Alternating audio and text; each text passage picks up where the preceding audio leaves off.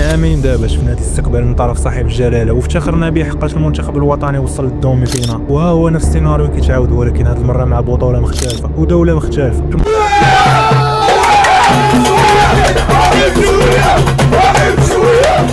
المنتخب المغربي اللي خرجت عليه الهضره بالاقصاء ديالو خصوصا مورا ما خسر الماتش الاول مع كولومبيا، واللي حتى واحد ما امن بهذه الفرقه وقالوا بان الداو دراري ما يستاهلوش يلعبوا، لكن المغرب وصل لنصف النهائي وتواجد مع 4 المنتخبات اللي كتعتبر عملاقه في هذه البطوله واللي ديجا عندهم دوريات في بلادهم محافظين القواعد عكس المنتخب المغربي.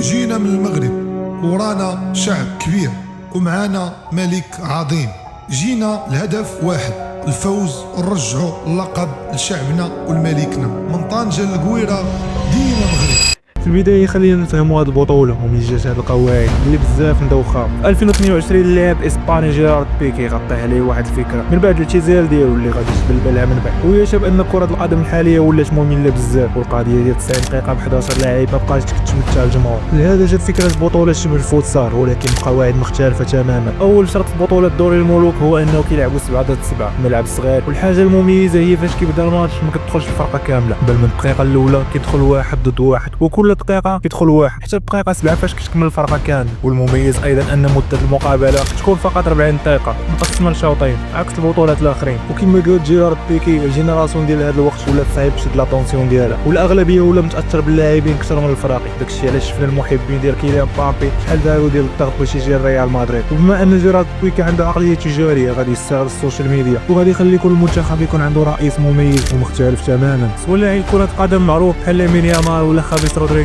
ولا حتى ستريمر بحال الياس المالكي. هادشي اللي غيخلي الشبيه ديال كينغز ليغ تزيد تكبر وتكبر، وداكشي اللي شفنا من بعد التفاؤل الخيالي اللي داروا الجمهور المغربي في كاع لي بوست ديالو. وشفنا شحال ديال الارقام اللي تسجلات عند كينغز ليغ، وهادشي راجع لذكاء بيكي لانه عرف يسوق البطوله ديالو واستغل الشعبويه ديال بعض المؤثرين. دابا ندوزو لاهم بارتي اللي هي القواعد ديال هاد اللعبه اللي خلاها تكون ناضيه بزاف. اول حاجه قبل ما يبدا الماتش الفراقي كيعزلوا واحد الكارطه سميتها الكارطه الذهبي، وكل كارطه منهم كتعاون ميزه باش تعاونك في المباراه. مثلا بحال الكارطه الاولى طاحت فيك كتخليك تقصي لاعب من الفريق الخصم الثاني بطاقه هي بطاقه ضربه الجزاء، يعني في اي وقيته تقدر تاخذ بيلانتي يتيري الرئيس الفريق بحال الياس المالكي يكون مشى معاهم. ثالث كارطه كتخلي لاعب من اللاعبين ديالك الا ماركا بيت تحسب بجوج بيوت. الكارطه الرابعه كتخليك تشفر الكارطه ديال الفريق الخصم وتخليك تمنعو يستافد منها. اما اخر كارطه هي احسن وحده هي بطاقه الجوكر كتخليك تعزل اي بطاقه من هادو اللي ذكرنا الا طاحت فيك. ثاني حاجه اللي مميزه في كينغز ليغ هي البطاقات، فمثلا بطاقه صفراء كتخلي اللاعب يخرج 2 دقائق والبطاقه الحمراء 4 دقائق. ثالث حاجه هي الطريقه المميزه باش كيتيريو بيلانتيات على عكس كره القدم العاديه اللي كتلعب نقطه الجزاء. وفي بطوله كينغز ليغ البيلانتي كيتلعب بالنص ديال التيران، هذا بلا ما نهضروا على اخر 2 دقائق اللي كتحسب الهدف بجوج ديال الاهداف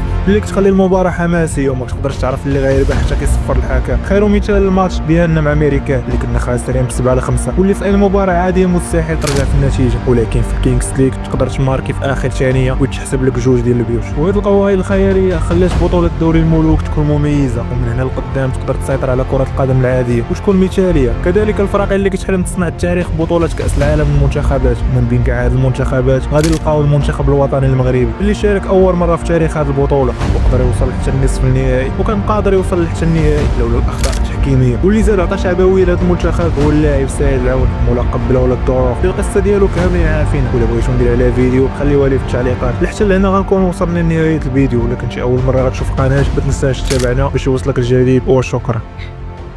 وهادشي اللي كنعيش دابا انا بفضل الوالده، فهمتي شو ربي كيفاش عوضني. حتى الدري قلت له شنو كاين قال لي صافي اخويا سعيد الوالدين هما الاولين وشوف كيفاش دارت الوقت وربي يعوض. فلذلك انا ما غاديش نقدر نخلي الوالده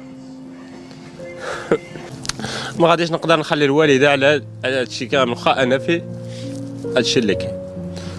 يعني من سالي كينغز ليغ غادي نرجع حيت الوالده ديالي هي كلشي، والوالد ديالي حتى هو الله يخليه ليا والله يخلي الوالدين الجميع ديالو.